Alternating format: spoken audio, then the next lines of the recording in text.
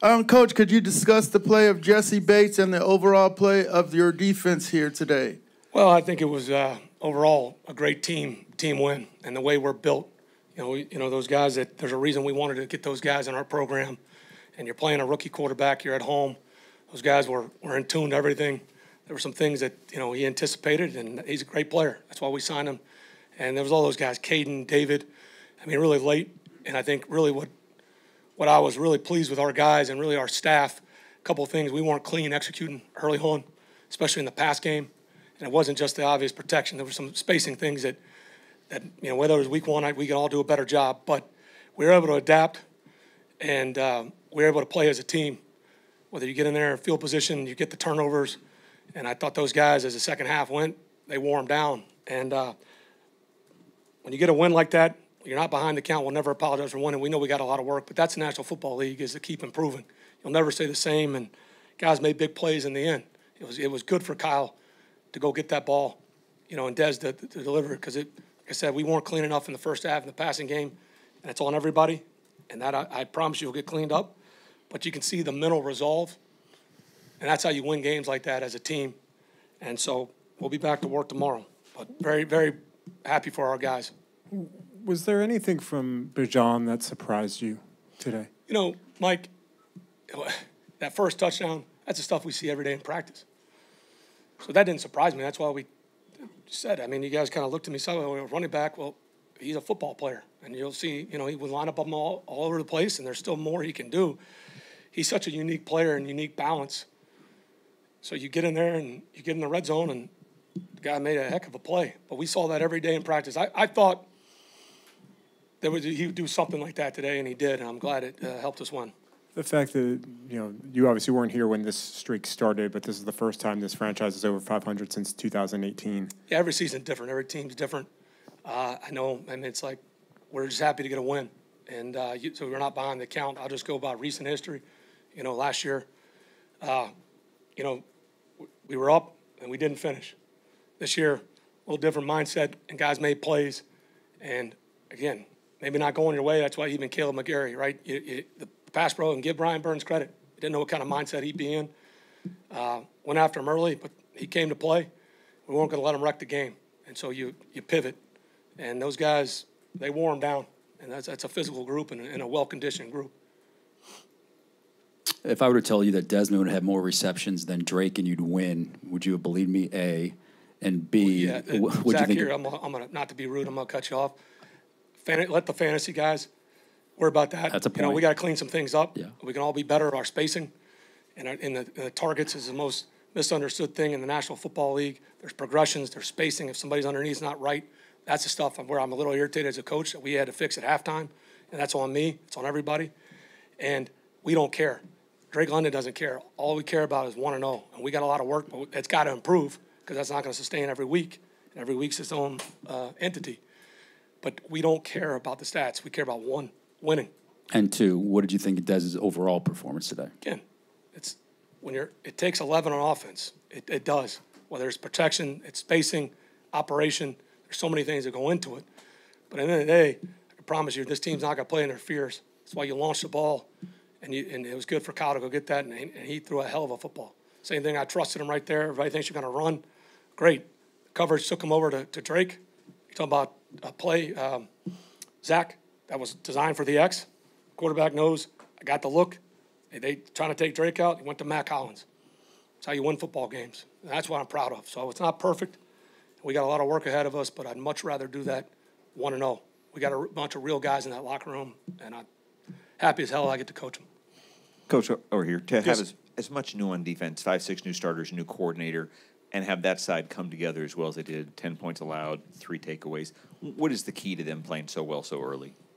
Well, I think it starts with those players, the type of players, and we got a great football staff, and we communicate. We're able to go get guys that we thought fit. It's not just names sometimes. The Caden Ellis's, it's chemistry and fit.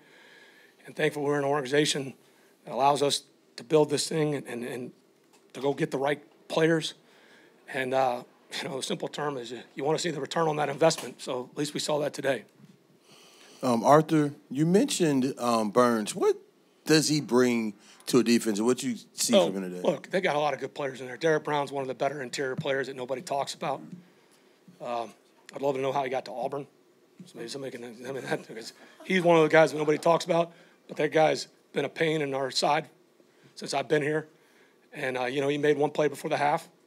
But I thought those guys, that's a good on good. It's Lindstrom on Brown. Those guys, the one guy, it's a good thing we're not talking about an offensive lineman, but Bergeron, he almost wasn't too big for him either, just like Bijan. Derek Brown's good. Shaq Thompson, he's so smart. So when you're in a chess match with those guys, like, you got to bring your A game. And they've invested a lot in their defense. So it's a battle. Our guys know him well, whether you change the scheme or not. And then Burns, he fits when you're able to. Nobody ever gives the guys on the inside enough credit.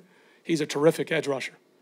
But if you're a terrific edge rusher and you don't have dudes inside, well, you can take every protection scheme right to them. And so that's a credit to Carolina. And again, Burns, give him a lot of credit the way he started the game. But we weren't going to sit there and repeat the same mistakes and let him wreck the game. And thankfully, we pivoted and our guys didn't blink, and we came away with a win. Arthur, I know down here on the left. Yeah. I know there were times on the sideline you were sort of looking at the tablet to figure out what was going wrong with the offense. You mentioned spacing. Was there anything else that sort of jumped out at you, and did it surprise you at all? How much? Nothing surprises you week one, Jeff. Was I confident? Yeah, but again, there are a lot of ways to look at it. So you can spin it, however you want. The ultimate result was we won. But it's why you still have belief, why you take those shots late in the game. You learn lessons, or you say, look, we're not going to sit here and just, get in there and pack the paint and play 3 yards in a cloud of dust. So it's give and take. Certainly momentum certainly plays into how the other side's playing. There's a lot into it. Jeff, but that's, if I'd give you my real reason, it's going to sound like excuses, but we'll get back to work tomorrow. But I got a lot of faith in our guys. Can you take us through your challenge on the no fumble? Is that something you wait to hear in your ear from somebody? Well, there's a couple of things, right? There's the emotional on the sideline. Everybody's got their opinion on the sideline, but we have a process and the way it starts, and again, teamwork, logistics, communication. So I want to hear it confirmed upstairs, and there's trust too. Some players they claim that they got the ball out every time. I mean, our guys were convicted. I got the call upstairs, and so I went with it. It's good teamwork. Arthur, it looked like early on you were content to sit back a little bit against Bryce and sort of make him think and make him sort of figure things out. Then you came on late. Is that an accurate assessment of the way of the plan? Look, that's just said. Josh, there's so much unknown, right? It's kind of like you get into round one and there's a little bit of sparring. Don't like the ball got popped up the first play. You don't want to sit there and be obvious, so you're trying to, throw something different at them. Didn't go really well for multiple reasons, but you adapt. We're able to play the momentum off the turnover and able to punch it in. Bijan made a heck of a play. And then I thought in the second half, you adapt to the circumstances of the game. That's what coaching is. And our guys did. And there's a lot of trust, but that's been built up. And so, like I said, we'll get back to work, but happy I get to coach guys like that. But defensively, the way y'all approached early on against Young, it felt like you were content not to come after him early. Was that we tried to. They threw the screen on the first third down. We had a chance to heat them up. They made a play. They got the first down, then we got the stop on fourth down, I believe, after that series. Again, I don't claim to have a photographic memory like some of these guys in this business do, but my memory serves me correct, and you guys can fact check me, D-Led, as you're scrolling your name on Twitter, or X, whatever they call it. I believe they converted the third down on the screen. We came after them. I think they threw it to Chenault, and then we stopped them on 4th and 1. That was a big momentum play. But, no, we did try to come after them early. But then again, we adapted with some of our rush plans. I thought David Onyemata had some big rushes late. We started to hit him. We weren't getting to him early, and that's a credit to them, but we started to wear them down and hit them. With regards to Dez over here, in that first half when things were going a little bit sideways, what did you just observe from him and his kind of composure and mentality and that kind of stuff in that moment? He's not afraid of any moment. Sometimes it's him trying to – what happens sometimes is guys think they got to do more than they hit, right? Like, it's a long series. It's a National Football League. So sometimes when people are pressing – so the good thing about Dez is you can actually coach him where, he's one of those guys that's going to try to take his ball and go home. And so when Dave and I are talking to him, just get back to your basics. But if we didn't have that trust, you don't call those plays late. Coach, you obviously coming into the season, the secondary was a position group that you thought had a lot of depth. And with Jeff Okudah going down, can you talk about as far as what Trey Flowers was able to do today, stepping in? Trey had a great camp, We had a lot of faith in Trey, but that's why you try to build depth. And, Mike Hughes practiced well all week, but again, you're trying to play the long game sometimes, and so there's some strategy with it. So we put Brooksy up, Natron Brooks, and just the way that we thought, just being smart, trying to play the long game. But Mike had a good week, but those are decisions you got to make. And then when there's trust built between the staff and the players, and there's some strategy involved. But yeah, absolutely. And as far as the adjustments you talk about going into the fourth quarter, it seemed like you guys started moving the defensive line around, start doing little stunts up front. Was that just the flow of the game? It's coaching. Yeah, that's what it is. It's the National Football League, and when you've got a good staff and smart players, that's how you make those adjustments. It doesn't happen. You can't sit there and it's people's not like Hollywood. People think and they do a great job in NFL films cutting up the emotion. But like I told somebody asked me about play calling earlier in the week. I believe it was you, Jeff. And I mean that when you've got a good staff, it should go in sync. And that's what happens. And guys are going back and forth. And there was great communication with the defensive staff, offensive staff, special teams. But that's what you have to have. That cohesion allows you to do stuff like that. Here's what's their plan today. Okay, here's what like I said, there's unknowns. Some of it's our own execution or lack of, and you give them credit. The other is the pivot and adapt. And when we pivoted, we certainly wanted to throw it a little bit more in the first half. Didn't go very well. And so you pivot and you play the situations, but you can't do that if you don't have the right people. And certainly we gives us a chance every week because of the way we're built. Tyler Algier obviously did great things for you last year, but he's in the midst of taking another step forward in his career. How pleased were you with the way he was able to run the football today? Very, right. You go in there, and Mike Petrie does a great job, and he ran the ball pretty well early on, and so give and take. Again, you got to pivot, and so like I said, we'll happily go back after a win, and we will get some things cleaned up, and we'll adapt. But Tyler only had a couple carries, but again, when you have guys like that, all right, you're coming off a big year, stating the obvious, you take a player like Bijan, they're different players. If you've got selfish guys and they don't trust you, then you could go sideways. But what you saw is when you go from Bijan to Tyler, two pretty damn good football players. And like I said, that was a heck of a run he made. Bounced that thing. He's just so strong, and so is Bijan. And it's joy coaching him. Coach, you mentioned the fourth down stand there early on in the game. Mm-hmm. Can you just elaborate a little bit more on the importance of that, getting the crowd going, the complimentary? It's like a turnover. Yeah, absolutely. They make a decision. It's nothing special now. Everybody's got the same numbers. It's kind of I'd be shocked if they had kicked it. It becomes almost obvious. I think that kind of happened in baseball. Reading something that was written by Theo Epstein one time. But so it's kind of like you expect people to do that, especially in that middle plus territory.